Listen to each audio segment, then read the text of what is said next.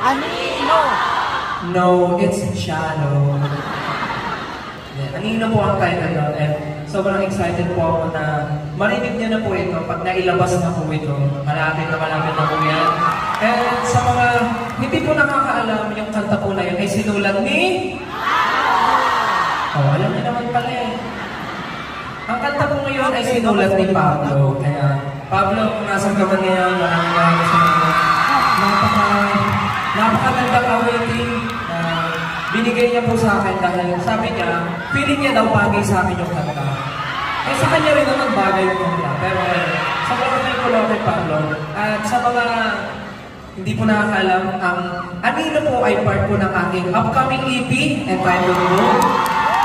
And ang EP ko po ay lalabas na sa August 2 on all major music streaming platforms. Sana po ay suportahan at pakinggan niyo po ang 5 kanta na nandun po. Ang isang kanta po ay bukod po sa Anino, may isang pang ballad na sinulat ni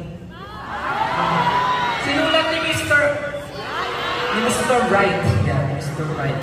Basta alam niyo na yun. And super excited ako dahil sumulat po ng kanta si Mr. C para sa akin. Sana po ay pakinggan niyo rin po. Siyempre, hindi naman tayo pwede magtapos na malungkot, di ba? Gusto niyo ba makita ulit si Mayaw si Julie?